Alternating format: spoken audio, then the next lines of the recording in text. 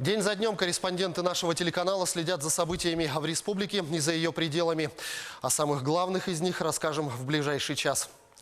Вы смотрите итоговую программу «Якутия. День за днем». Меня зовут Иван Лазаренко. И вот о чем мы поговорим сегодня. 15-я большая пресс-конференция президента России Владимира Путина. Глава государства ответил на самые злободневные вопросы и дал оценку работе правительства и губернаторов. Как этот год закончился, как прошел, каких результатов мы добились, чего не удалось сделать, может быть, пока, ну и почему. Глава республики Айсан Николаев обратился с посланием к Государственному собранию Илтумен. Руководитель региона обозначил четкие ориентиры для дальнейшего развития Якутии и объявил следующий год годом патриотизма. Уважаемые коллеги, пространственное развитие республики, снижение логистических ограничений, крупные промышленные и социальные проекты – это не самоцель. Неожиданный подарок. Новогодний корпоратив правительства отменен. Сэкономленные таким образом деньги пойдут на дополнительное финансирование одаренных детей. Уже 6-7 лет дети готовы показывать какие-то результаты, и уже в первом классе начинаются соревнования. Под старость лет осталась одна с 3 малолетними внуками. Пенсии 61-летней жительницы Якутска едва хватает на еду. Хождение по инстанциям не принесло результата. Я обращалась и в мэрию, и в ДЖО. Ответ какой? Никакого нету, не можем. Пилотный проект по замене лифтов завершился в регионе. Насколько успешной была проведенная работа, подведем итоги проекта. Старый лифт у нас был очень, с 93-го года работал. И, конечно, мы, проживающие выше этажами, очень с опаской поднимались. На что лучше клеить накладные усы и бакенбарды, какие щипцы закручивают самые стойкие локоны. Откроем тайны театрального закулисья. Это волосы готовятся, парики так делаем, шиньоны делаем, косы, все на одном станке. Состоявшаяся в четверг, 19 декабря, ежегодная пресс-конференция президента России Владимира Путина стала одной из самых длительных в истории. За 4 часа 18 минут он ответил на 71 вопрос.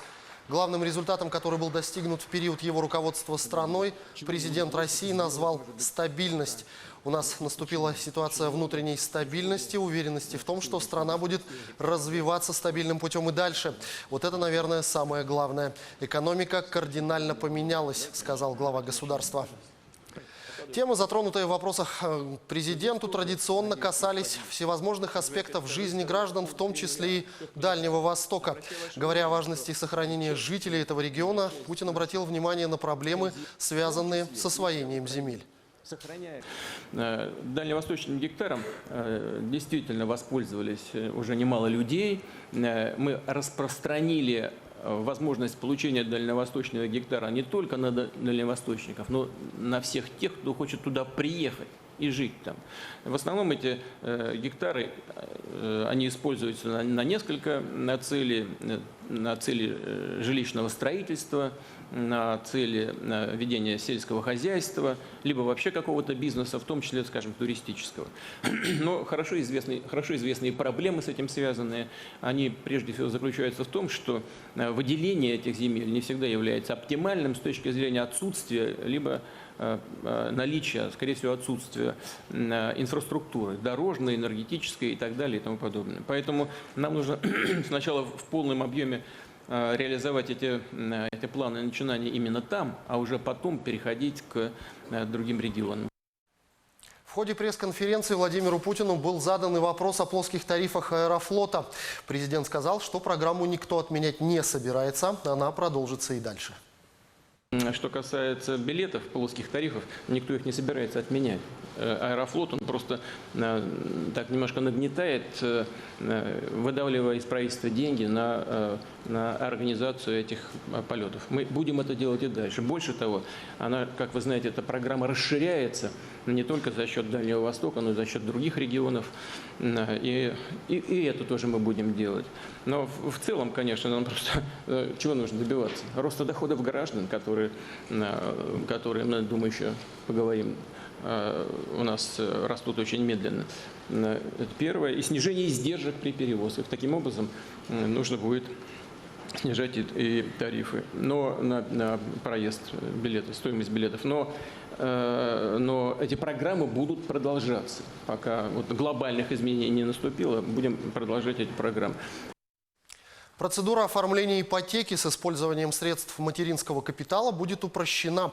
По мнению главы государства, нужно уменьшать количество дней, которые требуются на внесение средств мат-капитала в качестве первичного вклада в ипотеку или ее погашения.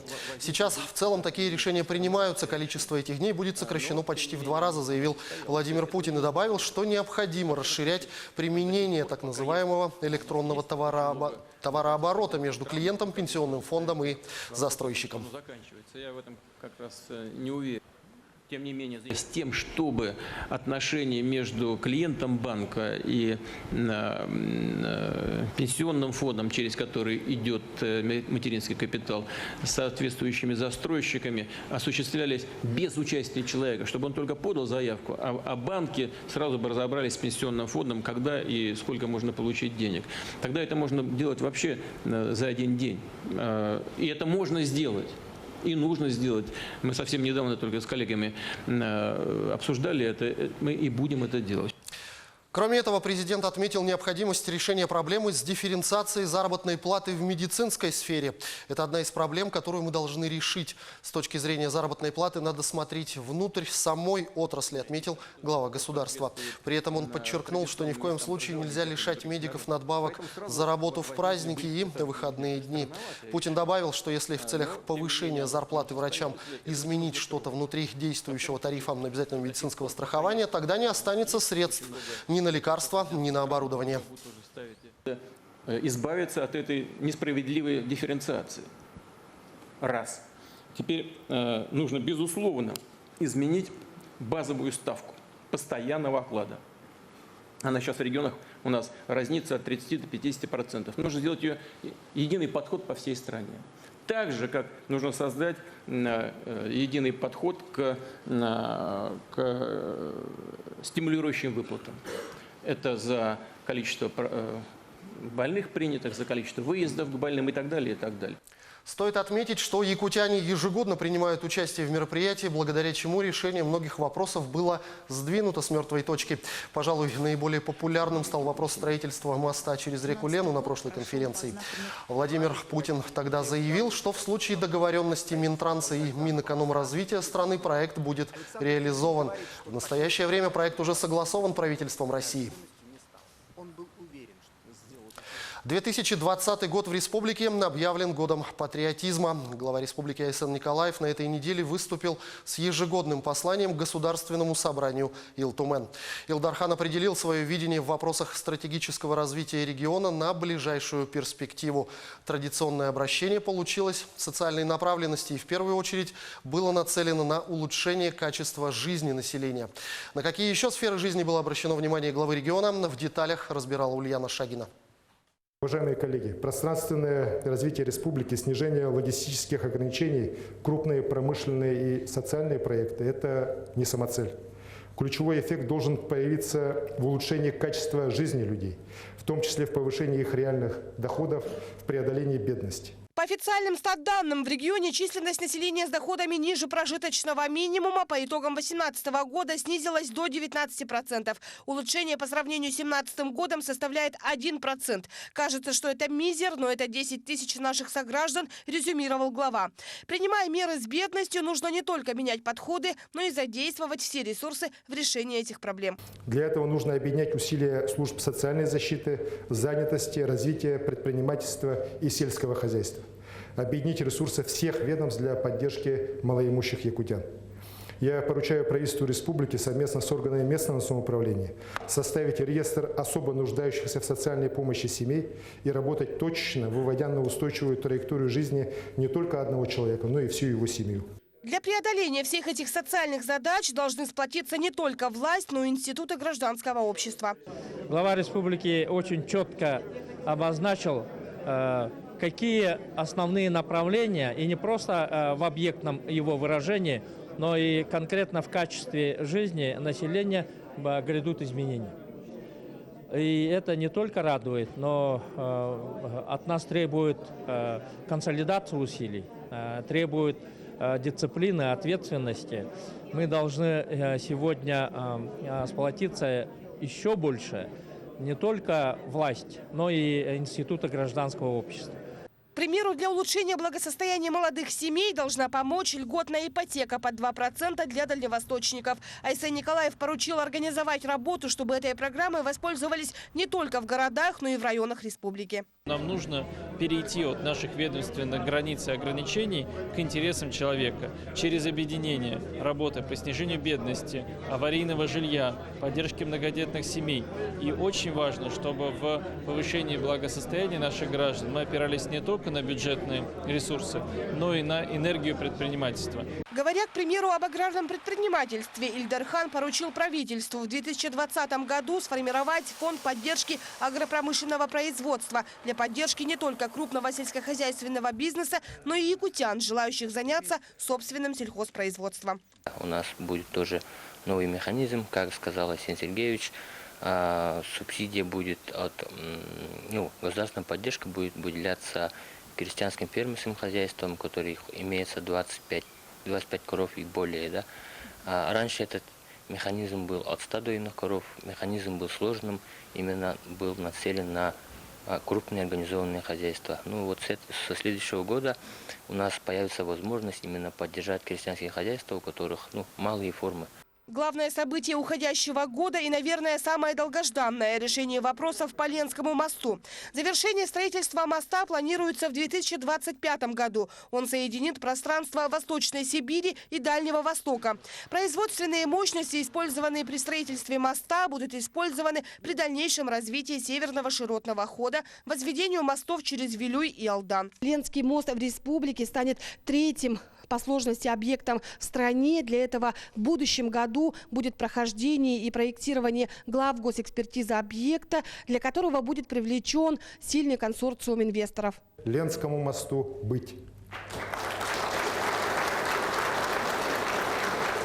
10 декабря правительственной комиссии Российской Федерации по транспорту наш мост включен в федеральную программу строительства и реконструкции мостов.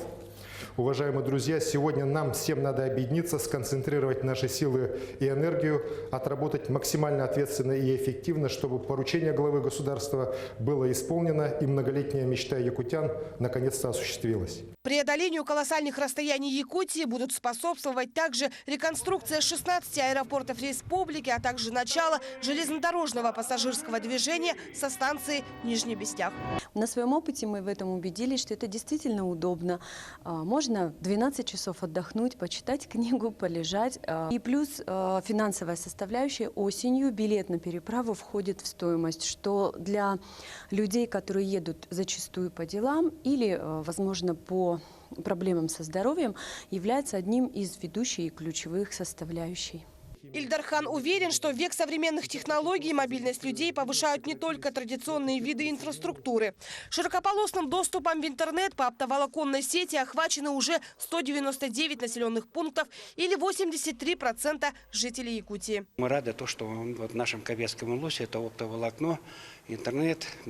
И, конечно, это нам большое подспорье, как учителям в работе. Но в целом я хочу отметить положительную роль и лично Арсения Сергеевича в том, что на самом деле идет очень большая планомерная работа, поэтому будем надеяться на все лучшее. К сети интернет сегодня подключены 318 социально значимых объектов в 30 районах и в столице. До конца 2021 года интернет появится уже в более чем 1000 учреждениях, в том числе и в арктических районах. В этом году 8 районов вошли в арктическую зону Российской Федерации. Давняя мечта жителей Якутии наконец-то осуществилась. Это позволит новым арктическим районам распространить действия программ по развитию Арктики. Поможет им и включение в 14 госпрограмм специальных арктических разделов с объемами финансирования в 35 миллиардов рублей до конца 2024 года. И мы сейчас даже сами себе задаем вопрос, как это все будет притворяться. Но я 100% уверена, что все мы должны быть задействованы в этом. И депутаты, и правительство, и муниципальное образование. Арктический раздел послания главы содержал целую серию указов и поручений. Так Ильдархан поручил Министерству строительства и Министерству Арктики разработать в течение 2020 года типовые проекты социальных объектов для различных типов поселений в Арктике. Кроме этого, поручено социальному блоку правительства разработать действенную систему стимулов привлечения кадров в Арктику, включая такие проекты, как «Учитель Арктики» и «Молодой оленевод», которые начнут реализовываться уже в будущем году. Ульяна Шагина, Георгий Григорьев, Якутск. Сейчас мы ненадолго прервемся и смотрите в продолжении программы. Экономленные на отмене новогоднего корпоратива правительства направят на поддержку одаренных и талантливых детей. Нет денег даже на еду. В Якутске 61-летняя бабушка с 3 внуками вынуждена выживать. Помощи она пока не дождалась.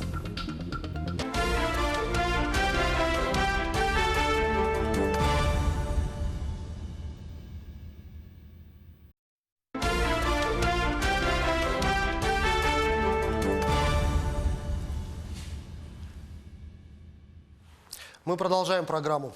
На своей странице в соцсети Айсен Николаев заявил об отмене новогоднего приема главы для руководителей и депутатов. Вырученные таким образом средства пойдут на дополнительное финансирование одаренных детей. В частности, будут оплачены проезд сборной команды Якутии по хоккею на международный турнир в городе Старый Оскол и проезд команды школьников республики на международную физико-математическую олимпиаду в Казахстане. Подробнее о жизни одаренных детей в материале Саргаланы Неустроевой.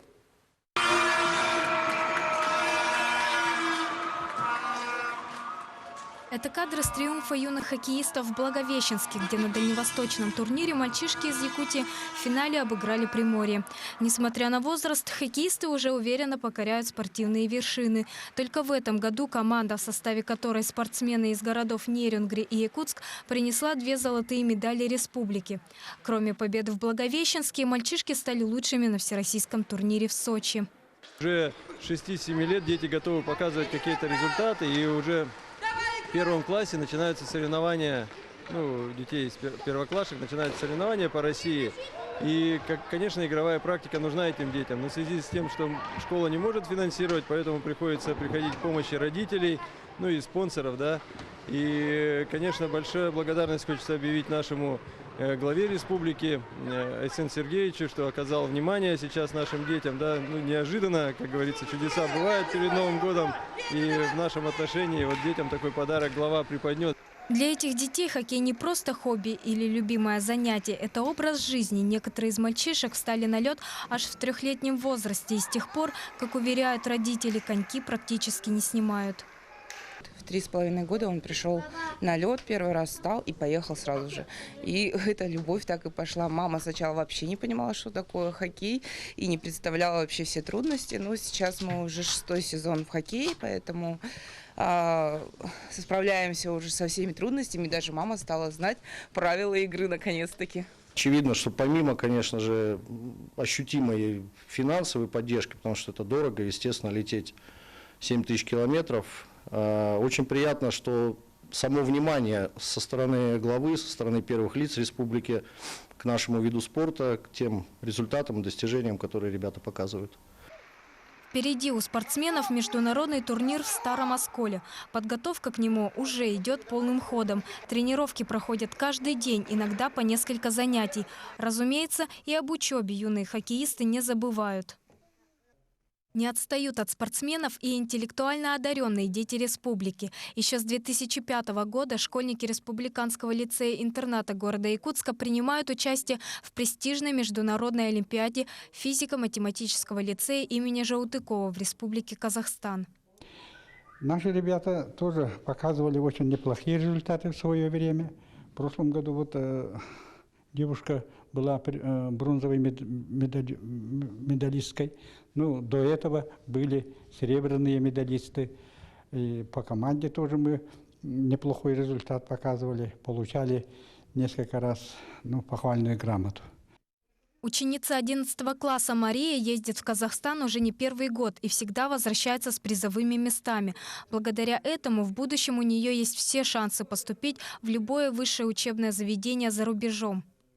Я участвовала в этой Олимпиаде уже 2 раза, поэтому я примерно знаю, насколько это сложно и какие там умные ребята, поэтому подготовка будет идти очень сильная.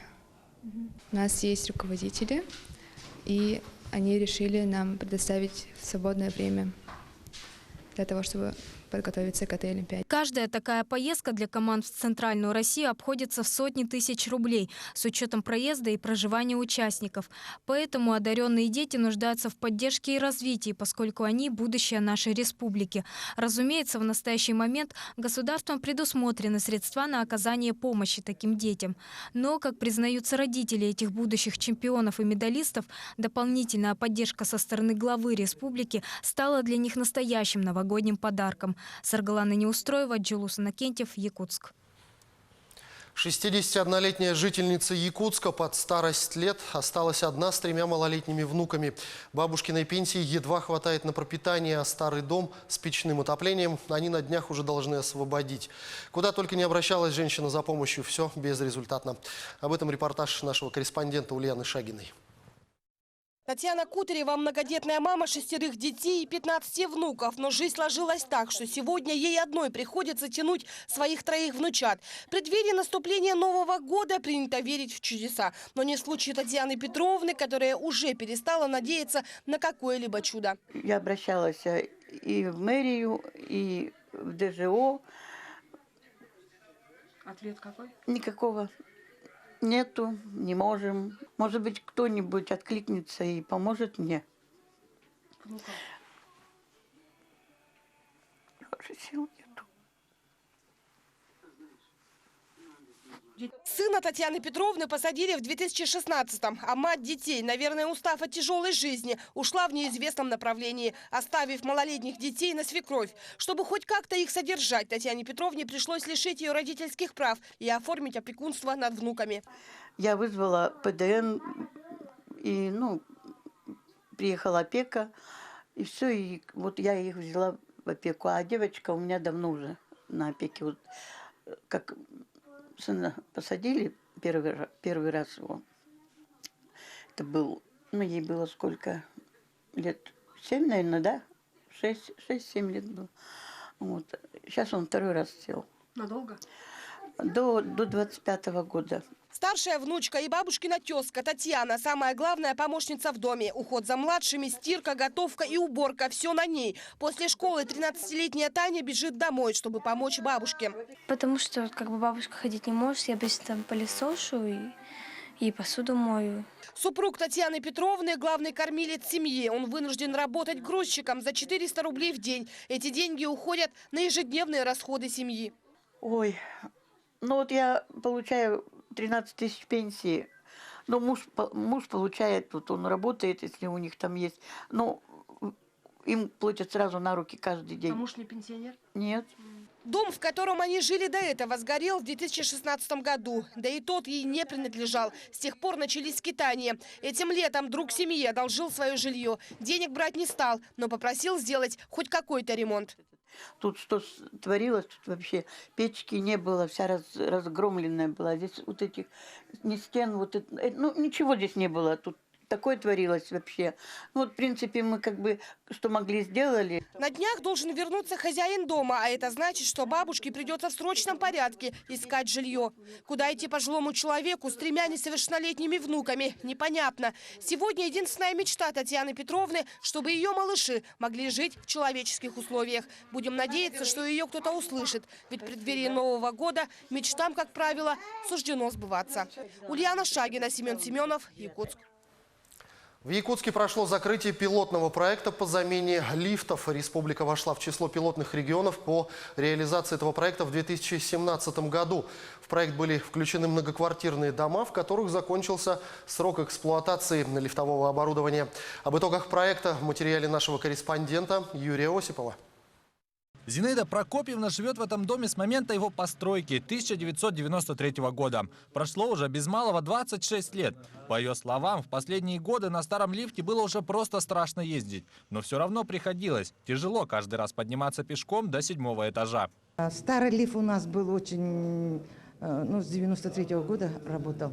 И, конечно, мы, проживающие выше этажами, очень с опаской поднимались. Лифт — это, как говорится, для пожилых людей, для мамочек с детьми очень большая подмога, чтобы подниматься выше этажами.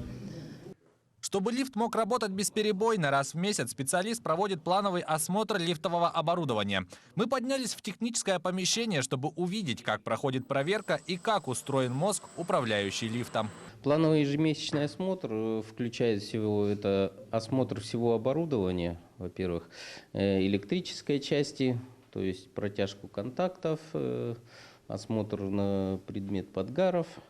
Потом проверка режимов работы лифта в разных режимах, проверка, осмотр лебедки, канатов тяговых, ограничителя скорости. Республика вошла в число пилотных регионов по реализации проекта по замене лифтов в 2017 году. За 3 года в Якутске, Нерюнгри, Мирном и Ленске в многоквартирных домах заменили 206 лифтов. В 2017 году стояла острая проблема. Вот, допустим, город Нерюнгри, половина лифтов уже отслужила свой срок эксплуатации и была остановлена. Поскольку лифт является объектом особой опасности и представляет угрозу населению, жизни населения, был внедрен вот этот проект, пилотный проект.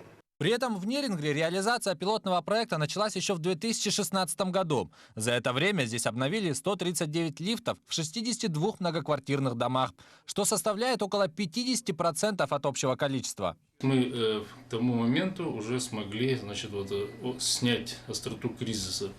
Далее нам уже помогал региональный оператор по ремонту, по капитальному ремонту общего имущества в многоквартирных домах. И с их помощью нам удалось отремонтировать в 2018 году уже 24 лифта в 18 домах. В самом длинном многоквартирном доме города Нерюнгри еще в 2017 году было заменено 15 лифтов. В комплект каждого нового лифта входит его программное обеспечение, благодаря которому мы видим, что происходит в лифте, на каком он этаже остановился. Можем эту громкую связь с пассажирами установить, вызов принять, в общем, состояние, что именно сломалось. Все полная диагностика неисправностей благодаря этой системе. Поэтому это уже более современный уровень и в обслуживании, и просто в надежности. Сегодня в Нерюнгри требуют своей замены 72 лифта. Все они в разной степени изношенности. И городские власти прогнозируют полную замену лифтового оборудования к 2021 году. Не менее острая ситуация сложилась в Мирном. Жители одного из домов больше года вынуждены ходили пешком на верхние этажи. Очень тяжело, особенно вот те, которые имеют хронические заболевания, как я. Для меня это просто наказание до 7-го этажа доползти. Мамы постоянно просили соседей помочь им поднять коляски с детьми на нужный этаж, а пенсионеры лишний раз просто не выходили из квартир. Женщине плохо стало, упала. Это летом было. Скорую вызывали. Потому что давление, попробуйте до 9-го дойти. Для решения таких проблем в республике и был внедрен проект по замене лифтов. Общая стоимость работ составила около 500 миллионов рублей. Министерство жилищно-коммунального хозяйства и энергетики отмечает, что благодаря этому проекту удалось решить проблему лифтового оборудования с истекшим сроком эксплуатации. Лифты монтируются в домах выше 5 этажей. Соответственно, высотки стали появляться у нас в 70-х, 80-х годах. Срок эксплуатации лифта 25 лет, после чего требуется полная замена всего оборудования с производством работ по ремонту и полной замене, в том числе ремонт технического помещения. Этот проект позволит в следующем году реализовать региональную программу собственными силами. По ней планируется обновить еще 63 лифта в 32 домах в городах Якутск, Мирный, Ленск, Нерюнгри и поселок Беркакит. Юрий Осипов, Екатерина Павлова, Марфирина Алексеева, Григорий Охлопков, Якутия. День за днем. Сейчас мы ненадолго прервемся и смотрите в продолжении программы. Юных школьников из Якутии, мечтающих стать космонавтами, торжественно посвятили в юноармейцы. В Якутске подписан первый договор на получение дальневосточной ипотеки под 2%.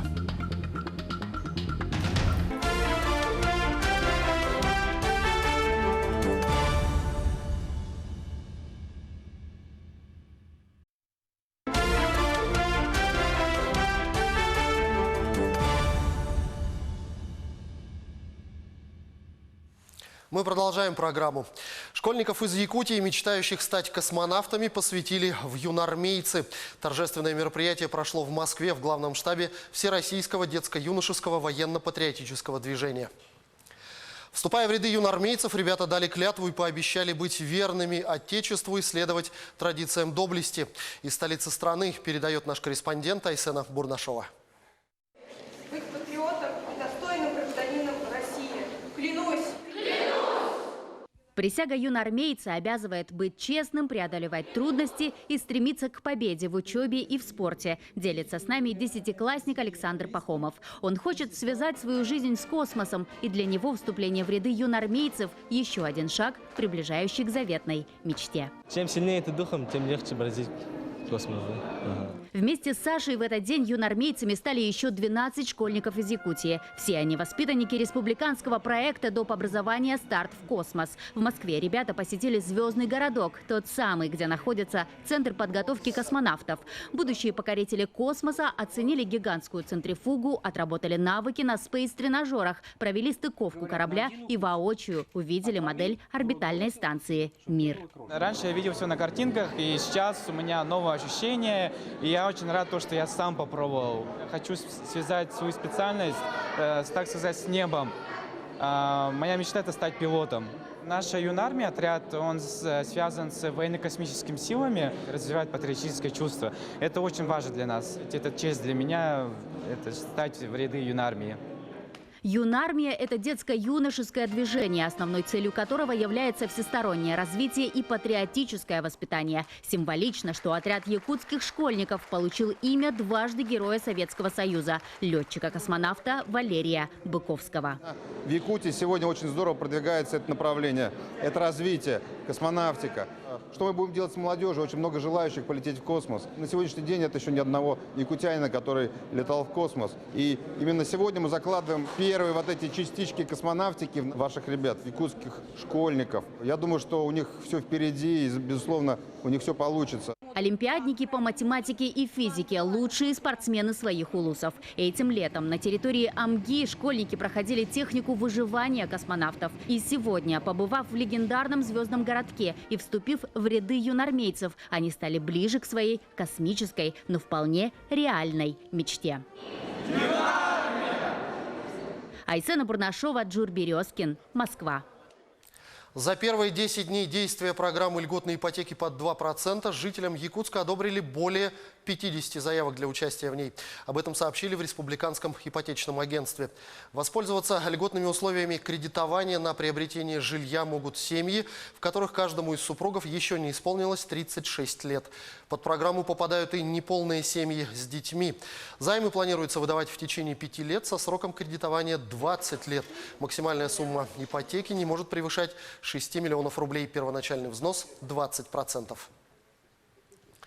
Тем временем первый участник программы «Ипотека под 2% уже подписал договор купли-продажи недвижимости. Насколько активно якутяне подают документы для участия в данной программе и в каких случаях им могут отказать, расскажет наш корреспондент Дмитрий Тымыров.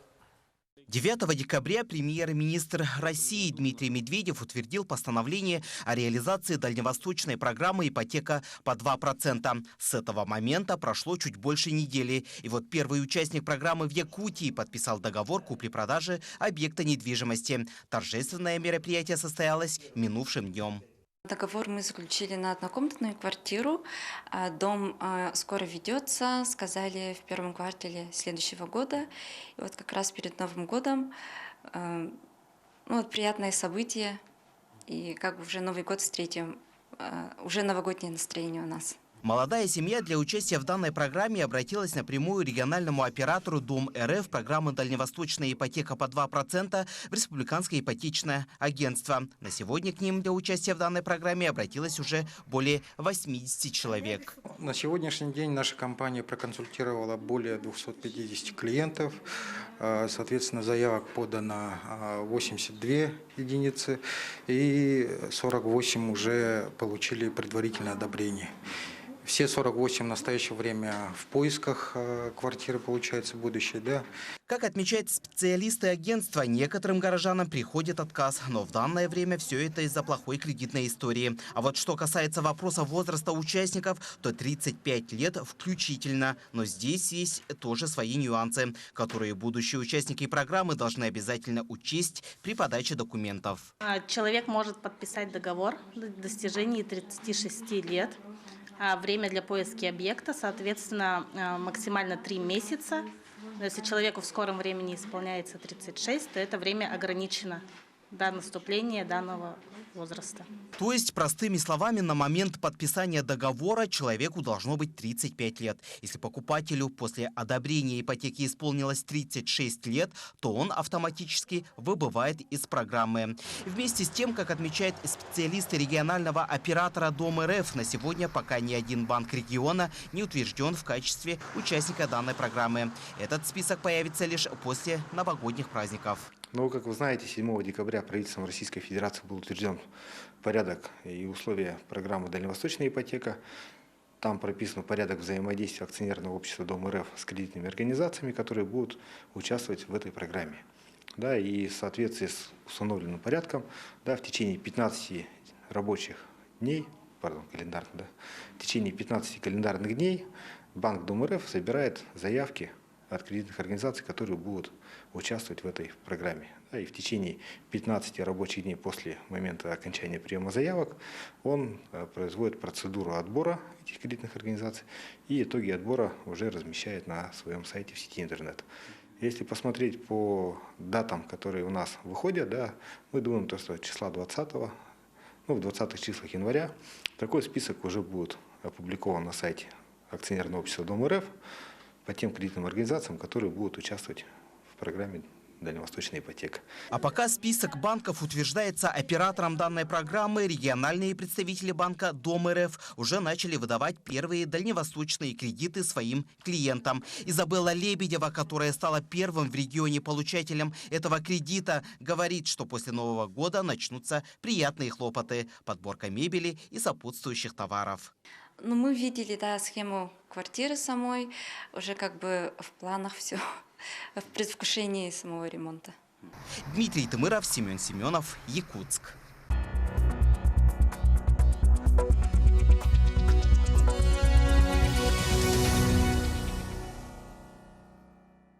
Ну а мы продолжаем знакомить вас с тем, о чем пишут газеты, выходящие в разных районах нашей республики.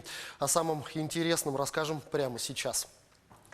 А в январе 2020 года исполняется 100 лет со дня рождения Бориса Демьяновича Башкова, геологическая судьба которого неразрывно связана с Алданом, с его недровыми богатствами, с его замечательными поистине золотыми людьми. О драматических событиях разведки недр в военные и послевоенные годы, о периоде становления геологической отрасли в Якутии рассказывает газета «Алданский рабочий». Большое внимание уделяют педагоги Алданского детского сада «Мишутка» работе с родителями, которые из зрителей и наблюдателей давно стали активными участниками встреч и помощниками воспитателя. В этом году детский сад «Мишутка» впервые участвует в городском конкурсе «Новогодний Алдан» и надеется, что жюри по достоинству оценит труд педагогов и родителей. Готовятся к Новому году и в Зырянке. В начальном звене Зырянской средней школы на днях впервые прошли мастер-классы под названием «Мастерская Деда Мороза». Учителя предложили многочисленным гостям, а среди них были ученики школы, их родители, педагоги других учебных заведений, множество занятий по изготовлению новогодних украшений и атрибутики. Как справились с заданием участники, узнаете в газете «Колымские новости». Также газета «Колымские новости» рассказывает о докторе Евдокии Шандирюк, которая живет и работает в маленьком верхнеколымском селе Нелемное. Она с детства знала, что станет врачом, и никогда этой мечте не изменяла. За ее плечами почти 50 лет медицинской деятельности. Недавно Евдокия Федотовна награждена почетным званием «Отличник здравоохранения России». В год Великой Победы ваш подвиг в сердцах поколений, объявленный главой республики Айсеном Николаевым, стартовала республиканская акция «Эстафета памяти» под девизом «Мы наследники Великой Победы». И вот эстафету флага Салаиховского района принял Абыйский район.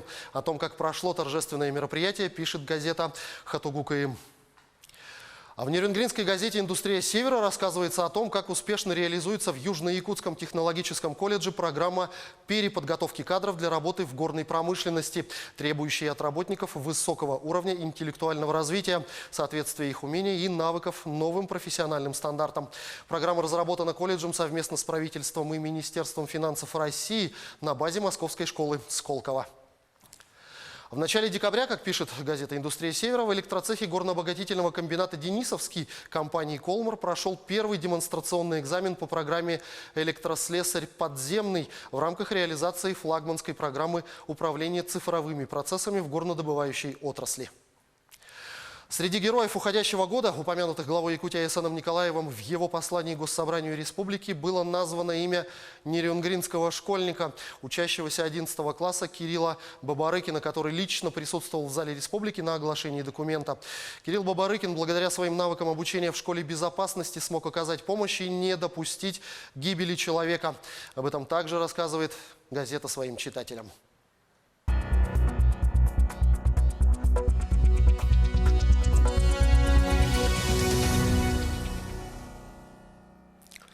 А через 1,5 недели, в первый день Нового года, в Алданском районе не будет туберкулезной больницы. Стационар, действующий в селе Якакут, закрывается в связи с тем, что жизнеобеспечение села прекращается, а люди переселяются в близлежащие города и поселки. Где теперь будут получать медицинскую помощь больные? Об этом репортаж Татьяны Вахниной. Капельницы, инъекции, раздача лекарств. В туберкулезной больнице обычный рабочий день. Через 2 недели палаты и процедурные опустеют. С 1 января стационар официально прекратит работу. В настоящее время проводятся ликвидационные мероприятия. Работники уведомлены о закрытии стационара. Из всех работников практически трудоустроены, переведены на другую работу. Сокращаются 2. Туберкулезная больница – единственное учреждение, действующее в селе Якакут. За медицинской помощью в стационар обращаются и местные жители. Их в селе осталось 3. Фельдшерско-акушерского пункта в Якакуте нет, а в райцентр за 28 километров добираться проблематично. Жизнеобеспечение села приостанавливается. Село находится отдаленно, это 28 километров от центра Алдана. Были сложности, конечно, и с доставкой в период весны, осени, когда дорога там портилась. Ранее речь шла о переводе туббольницы в город, однако подходящего здания в Алдане нет. Сотрудникам стационара предложены равноценные должности в медицинских учреждениях. Больные будут получать помощь в туберкулезной больнице города Якутска. В зависимости от степени тяжести будут у нас отправляться, скорее всего, в город Якутск МПЦ-фтизиатрия, или, если есть показания, есть возможность, будут лечиться здесь в противотуберкулезном диспансере. Лечение туберкулеза длительно. Оно проводится в несколько этапов и включает комплекс мероприятий. Срок пребывания в стационаре зависит от результатов терапии. Вот последние 2 года 13-15 больных вновь выявленных. Но картина несколько иная по сравнению с прошлыми годами, потому что выявляются в основном больные с запущенными формами туберкулеза. Эпидситуация по туберкулезу в Алданском районе характеризуется положительными тенденциями. Статистические показатели по заболеваемости, по излечиваемости и уровню рецидивов улучшаются. Руководство Алданской ЦРБ выражает уверенность, что ликвидация туббольницы на статистическую картину негативно не повлияет. Вспышки не будет. Если будет работать хорошо наша общая сеть, так сказать, то есть поликлиники, амбулатории, с помощью противотуберкулезного диспансера, вспышки не будет. Туберкулез опасен рецидивами. Перенесшим болезнь необходимо особенно тщательно заботиться о здоровье. В числе главных мер профилактики фтизиатры называют здоровый образ жизни и укрепление иммунитета. Татьяна Вахнина, Сергей Шипачев, Александр Лукин, Алдан. Ну а сейчас мы снова ненадолго прервемся и смотрите далее в нашей программе. Экспедиция блогеров и журналистов планирует покорить якутские морозы. На что лучше клеить накладные усы и бакенбарды? Откроем все тайны театрального закулисья.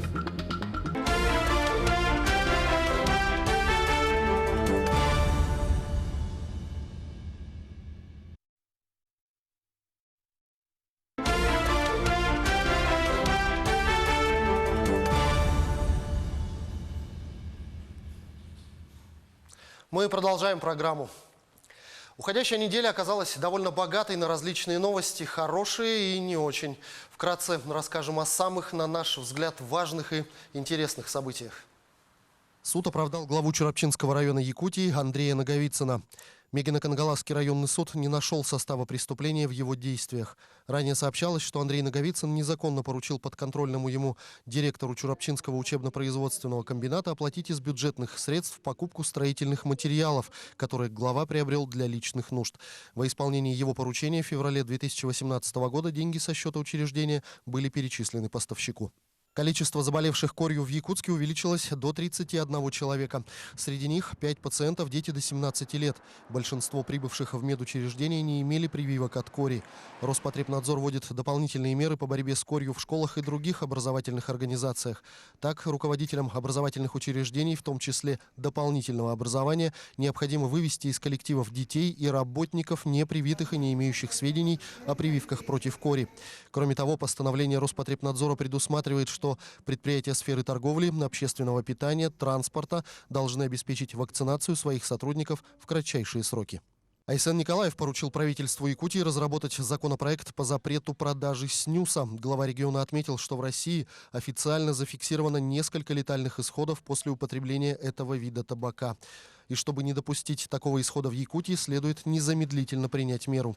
Глава республики поставил задачу перед правительством разработать законопроект по запрету продажи сосательных и жевательных смесей, содержащих никотин. Срок исполнения до 30 декабря. Следовать букве закона – их призвание. Третий съезд юристов республики собрал делегатов со всего региона. Это представители юридического сообщества, органов государственной власти и местного самоуправления. В течение 2 дней делегаты съезда принимали участие в работе круглых столов и дискуссионных площадок. Правоведы обсудили исторические и правовые аспекты становления и развития органов государственной власти в республике, состояние и перспективы развития спортивного права, правовые нюансы реализации нацпроектов, стратегию развития Якутии до 2032 года и многое другое. Обманутым дольщикам в Якутии начали выплачивать компенсации. Первыми деньги за недостроенное жилье получат участники стройки «Семир». Они смогут вернуть свои вложения через Фонд защиты прав дольщиков. Для этого специалисты банка Дом.РФ приехали в Якутск и принимают заявление на получение компенсаций. Компенсацию получат всего 253 человека. Всего в программу по восстановлению прав обманутых участников долевого строительства вошли 3 объекта застройщика «Семир» и 1 объект «Монолит строя». Владимир Болынец стал обладателем приза спортивных журналистов России «Серебряная лань» как лучший паралимпиец 2019 года. В десятку лучших спортсменов также вошли чемпионка мира по легкой атлетике Анжелика Сидорова, гимнаст Артур Далалаян и другие российские спортсмены, отличившиеся в уходящем году. Отмечается, что торжественное вручение награды пройдет совместно с Олимпийским комитетом в феврале 2020 года. Глава Якутии подписал указ о переносе выходного дня с 28 на 31 декабря. Об этом Айсен Николаев сообщил в своем аккаунте в Твиттер. Отмечается, что выходные дни изменятся для работников организаций, финансируемых из бюджета Якутии. Также глава написал, что решение было принято по многочисленным просьбам якутян. Почти полвека работы в театре, но не на сцене, а за кулисами. Какие прически носили в том или ином веке, на что лучше клеить накладные усы и бакенбарды, какие щипцы закручивают самые стойкие локоны, знает парикмахер театра оперы и балета Якутии Евдокия Винокурова. Свой юбилей Евдокия Елисеевна встречает на любимой работе с любимыми коллегами. Перед спектаклем художник Саргалана Иванова объясняет, как правильно наносить грим актерам. Спектакль, если 6 начинается, за 3 часа приходят артисты и начинают гримироваться, причесаться. У кого парик, у кого грим, у кого сегодня эти гримы сложные. 20-летняя девочка впервые переступила порог театра в далеком 70-м году. И здесь же постигала азы парикмахерского искусства, одновременно на великих певцах и танцорах оттачивала свое умение. Оказывается, мы поступили в театр в 1970 году обе. И с тех пор вот вместе работаем здесь. Ну, как спектакль сразу сюда, ну, как бы Да. Ну, без грима не выходит. Без грима, без прически не выходит. Поэтому я ее давно знаю, поэтому песочек иногда раз. Сегодня советам и движениям рук опытного мастера внимают молодые коллеги. Я вообще не умела ничего, когда пришла. Научила нас всему вообще почти. Прическам, гриму, усы делаем вот эти вот. За почти полвека у нашей героини накопился солидный багаж своих профессиональных секретов, которыми, впрочем, она охотно делится. Это волосы готовятся. Парики так делаем, шиньоны делаем, косы. Все на одном станке. Сейчас девочки все умеют мои. Я их научила вязать. А этот деревянный станок перекочевал сюда когда-то с русского театра. Это шипсы немецкие, они очень хорошо греются. Ими мы завиваем волосы артистов. Вот, например, берем, да, и крутим. Она очень быстро крутит. Не расправляется, пока не отмоешь. Выдумывать, изобретать, мастерить руками наша героиня любит и дома. Но все же работа и, главное, общение с коллегами – это главная ее отдушина. Она фея, которая нас делает красивыми, элегантными, одухотворенными. Насколько мы даже будем звучать красиво, голосисто, это говорит о степени той профессиональности и той ответственности работы наших работников, технического персонала. Театр – это не только то, что зритель видит со зрительного зала, но и труд десятков, сотен профессионалов – художников, машинистов сцены, бутафоров, швей, гримеров, костюмеров, парикмахеров. Именно они создают зрелищность и яркость спектакля. Каждый человек в нашем театре несет на себе определенную функцию. И каждый человек в наших производственных цехах играет очень большое значение в премьере спектакля. И поэтому наш театр построен не только на работе артистов и не только на работе творческого персонала, но и очень важно сегодня то, насколько вкладывает кусочек своего сердца, кусочек своей души каждый технический сотрудник нашего коллектива. Успех спектакля – бурные овации зрителя. И в этом, несомненно, есть заслуга и мастеров закулисья.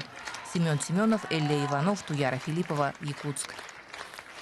Покорить холод и найти самую низкую температуру воздуха в Якутии. С такой целью экспедиция, состоящая из блогеров и журналистов, готовится к поездке в Верхоянск и Аймикон. Экстремалы будут жить в специальной палатке. Сейчас на территории Чучур-Мурана проходит тестирование будущего жилища для путешественников на север. Рассказывает Юлия Великодная. Палатка по типу переносного гаража «Наташа» из современного утеплителя и материала. Она-то и станет домом на 2 недели для блогеров-путешественников. Вторые сутки в палатке топят печку, рассчитывают расход дров. Вот такой охапки нам хватило фактически со вчерашнего где-то часов с 5 вечера до сегодняшнего дня. Вот еще мы остатки. Это получается фактически на 12 часов нам хватило, но это, я считаю, нормально. И регулируем вот за счет поддувала. То есть тягу больше, меньше делаем. Продумать важно все нюансы, ведь январь – время, когда в Аймиконе и Верхоянске экстремально низкие температуры – -60 и ниже. Лагерь разобьют в нескольких километрах от населенных пунктов, поэтому комфортная температура в палатке и теплая одежда – главные атрибуты экспедиции. В Якутске вот уже несколько дней за окном -40. Здесь внутри палатки градусник термометра показывает +20. Для того, чтобы участникам Верхояне и Аймиконии было тепло, подготовили вот такие варежки, такую теплую шапку. И, как выяснилось, в ходе тестирования по земле немного задувает, поэтому, чтобы участникам было комфортно здесь находиться, для них подготовили вот такие теплые валенки. Но валенки – лишь часть решения проблемы. Как утеплить землю над палаткой? Организаторы уже придумали. Решили палатку по периметру снаружи пенофолом. Обмотаем, так грубо говоря. Потом присыпем снегом. Сверху закроем тентом. На пол мы решили гофрокартонные коробки. Мы их просто соберем и будем их укладывать, как у нас будет, как паркет здесь. После тестирования в январе 2020 года блогеры начнут выживание в экстремально низких температурах. Причем, чем холоднее, тем лучше. Победит та команда, чьи участники зафиксируют самую низкую. Покорители холода должны записывать показания термометра и выезжать из лагеря в одно и то же время. Российские термометры, низкотемпературный термометр ТМ9 и цифровые термометры, которые сейчас прошли поверку в нашем якутском Росгидрометслужбе. То есть им можно стопроцентно доверять. У них на каждый заводится протокол погрешности. И те данные, которые получат наши участники экспедиции, им абсолютно можно будет доверять. Первыми тестовый проект оценят блогеры. Удастся ли им пройти испытания севером и завоевать звание покорителей холода, узнаем в следующем году. Сейчас организаторы уверены, что такие маршруты станут востребованы на туристическом рынке. Юлия Великодная, Семен Семенов, Якутск. Вы смотрели программу «Якутия. День за днем». Именно такой была эта неделя. Корреспонденты нашего канала продолжают следить за развитием событий. Для вас в студии работал Иван Лазаренко. С наступающим Новым годом и до встречи в эфире.